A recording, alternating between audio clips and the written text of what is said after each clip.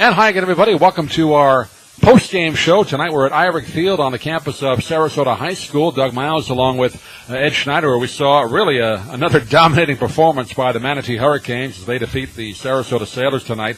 66-7. I know last time we did a Manatee game, Ed, was last December in the playoffs when the Canes defeated the Venice Indians in a dominating fashion as well. But I would even say this was more dominant than that game. Well, considering that was a regional final game, that was pretty dominant in its own right. But Manatee hadn't put it together all season for 4 quarters. They did at least for the first half here this evening, as they ran out to a 56-7 halftime lead, scoring on their last 7 possessions of the first half to build that lead. A lot of big plays. I'll give you some first half stats to give you an idea. The Canes had a net yardage of 465 yards in the first half. That was led by 166 yards and only 12 carries by Johnny Lang and 2 touchdowns. Quarterback Josh Meyer, he carried 7 times in that first half for 120 yards and 2 scores. And Octavius James got in late in the second quarter. He touched it 3 times, 68 yards, 2 touchdowns for James. And that was all how Manatee was able to build up that huge lead going into halftime.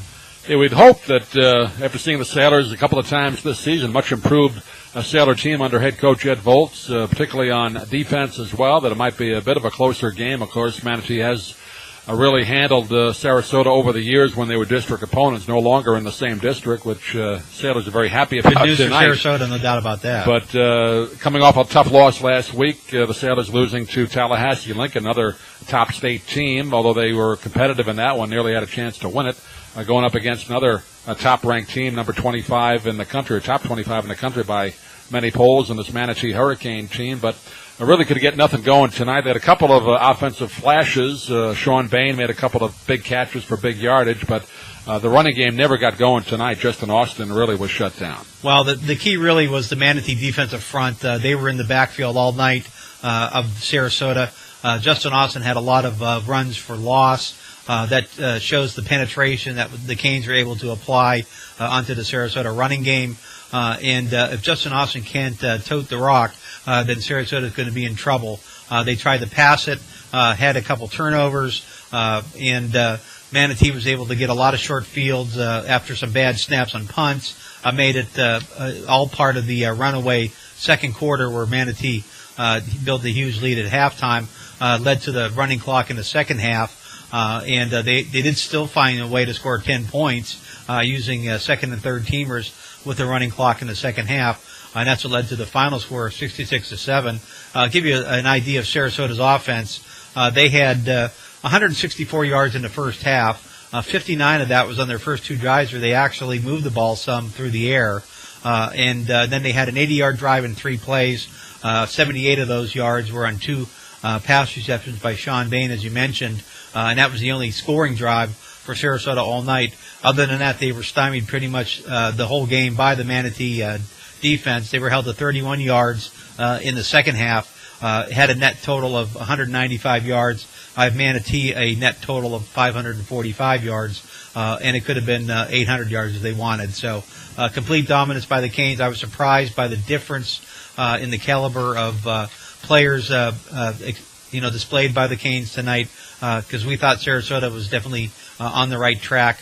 Hopefully Sarasota can forget this game and pull it all together as they get ready to get into the district schedule. Yeah, we were running out of ink in our pens tonight, keeping track. You especially, Ed, with the writer's cramp. Keeping the stats, but again, an impressive performance tonight by this Hurricane team, who ups their record now to 4-0 on the year.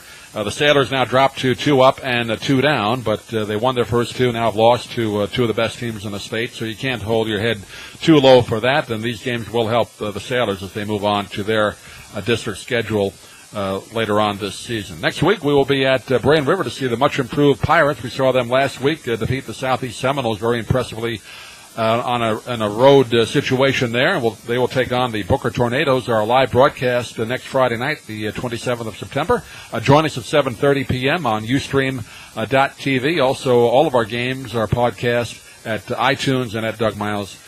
Media.com. So, Ed, not an exciting game, but always entertaining anytime you see some impressive teams like Manatee, but we look for a closer game next week. Well, we got to see one of the top teams in the country, and that part of it was fun. It's disappointing for the Sailor fans, I know, but they have better things ahead of them the rest of the season when they get into the district play. And as far as next week's game goes, Booker has some outstanding skill players, and if they can give them an opportunity to do what they like to do, it could be an interesting game.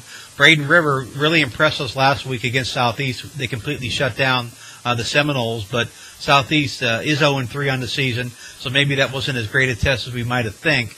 But I was impressed with the balance of Braden River, both running and passing. They have a nice quarterback themselves, and I look forward to that game next week and see if Braden River can continue on their winning ways.